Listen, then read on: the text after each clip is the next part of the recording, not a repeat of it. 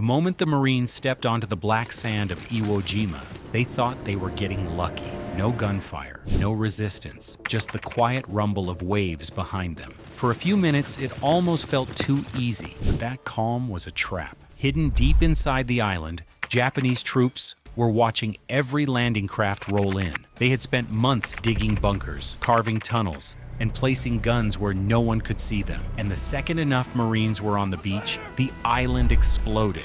Machine guns opened up, mortars dropped from nowhere, artillery shells tore through the sand. Within minutes, nearly 70% of the Marines were hit before they could even reach the first ridge. Before anyone talks about the chaos on the beaches, you have to understand why the US was willing to bleed so much for a tiny island barely 8 square miles wide. On a map, Iwo Jima looks like nothing more than a dot between the Mariana Islands and mainland Japan. But in 1945, that dot sat right in the middle of the American bombing route to Tokyo. Every day, B-29 bombers took off from bases in the Marianas and spent hours flying across the open ocean toward Japan. Once they were close, Japanese radar on Iwo Jima would spot them early and send warnings to the mainland. That gave Japanese fighters time to scramble and climb to meet the bombers head-on. The same island also launched its own fighter planes to attack the B-29s during their long trip home, hitting them when they were low on fuel and already damaged.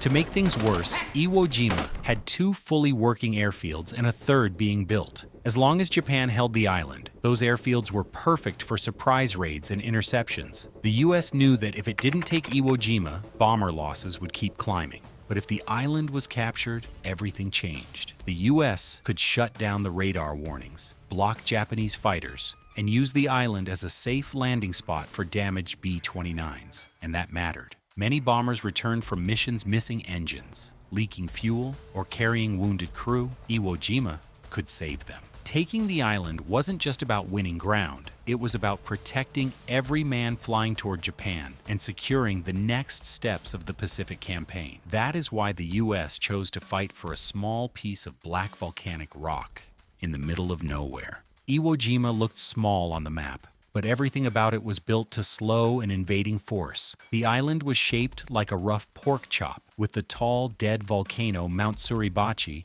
standing over its southern end. From Suribachi, the land stretched into an isthmus that widened into uneven ground, cliffs, and sharp canyons in the north. This shape meant Marines were always exposed. No matter where they went, Japanese eyes could follow them. The beaches on the southern side were the only places the Marines could land, but they were terrible positions to fight from. Suribachi sat on one end, while rising ground boxed them in on the other. Once the Marines stepped onto the island, they were always in view of prepared Japanese defenses. The whole island bristled with blockhouses, artillery, and guns hidden in places the Americans couldn't see. The land itself added to the danger. The ground gave off heat and sulfur, a reminder that the island was born from volcanic fire. One Japanese officer even described it as a place with no water, no sparrow, no swallow. Steam vents and cracking earth were part of daily life for anyone standing there. In the north, deep cuts in the land, caves, crevices, and canyons gave the defenders perfect hiding spots. Every one of these natural features helped the Japanese plan their defense. And for the Marines, it meant landing on Iwo Jima was like stepping into an island already designed to fight them. Lieutenant General Tadamichi Kuribayashi was the Japanese commander in charge of defending Iwo Jima, giving him full authority over how the island would be prepared for the American invasion. A skilled and experienced officer, he understood that his decisions would determine how long Japanese forces could resist and how many American lives they could cost. By 1945, Kuribayashi knew the U.S. war machine was unlike anything Japan had faced before. The Americans had overwhelming firepower, planes, ships, and artillery capable of leveling entire beaches before a single Marine set foot on shore. Most Japanese defenses relied on confronting attackers immediately at the waterline, but Kuribayashi refused this approach. He pulled his men, guns, and bunkers inland and instructed them to hold fire as the Americans landed. His idea was to let the beaches fill with troops, wait until they were vulnerable in the soft volcanic ash, and then strike with maximum effect. He also banned banzai charges, which had been used widely in earlier battles but were costly and often ineffective. Instead, Kuribayashi demanded calm, precise fighting from hidden positions. He set up interlocking fields of fire, organized small counterattacks, and used the island's caves, cliffs, and tunnels to frustrate and weaken the Marines over time.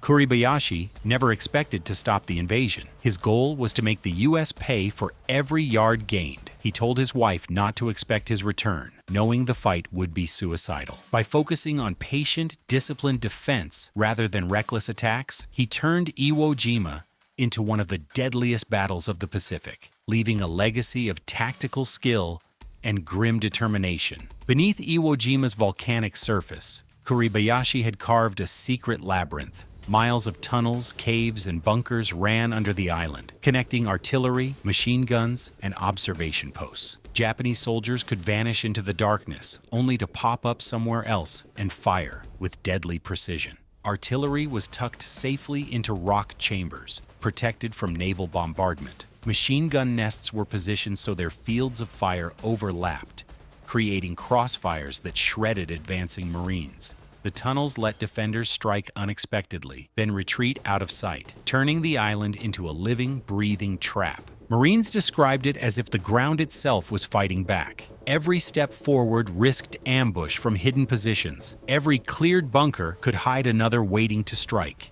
Even when American forces thought they'd broken through, Japanese troops emerged from unexpected angles, keeping the fight alive in every crevice and cave. Kuribayashi's underground network didn't just defend the island, it changed the battle. The tunnels allowed Japanese forces to survive heavy bombardments, move freely at night, and launch counterattacks that kept Marines pinned and exhausted. The overlapping machine gun fire, hidden artillery, and miles of secret passages created a deadly chessboard where the Americans were forced to advance inch by inch, paying for every yard with blood.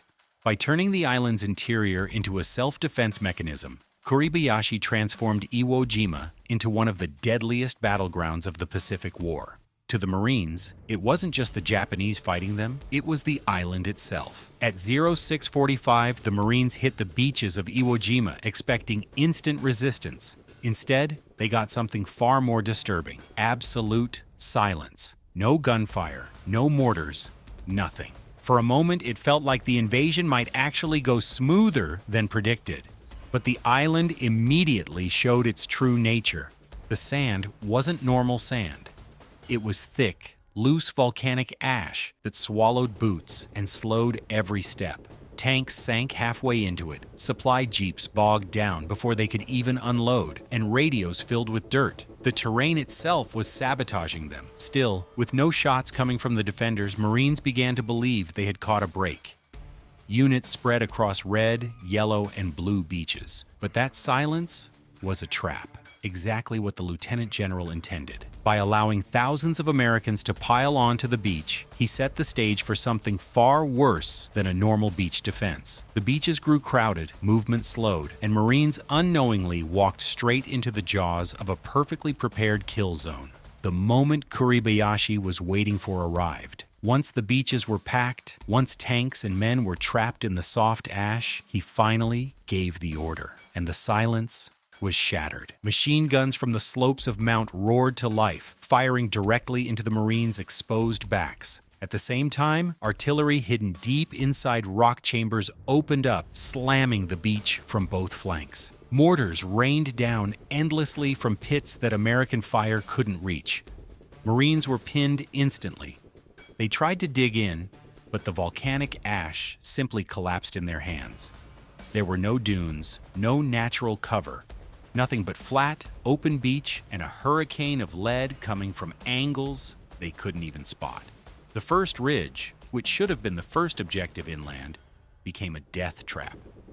Every attempt to cross the open ground was met with overlapping machine gun fire and perfectly aimed artillery bursts. This was exactly how Kuribayashi designed it. He had studied American firepower and knew a shoreline defense would be wiped out by pre-landing bombardments. So he hid everything inland: guns, bunkers, machine guns, and allowed American forces to walk straight into overlapping fields of fire. The results were devastating. This stretch of beach accounted for most of the infamous statistic. Nearly 70% of Marines in the first waves were hit.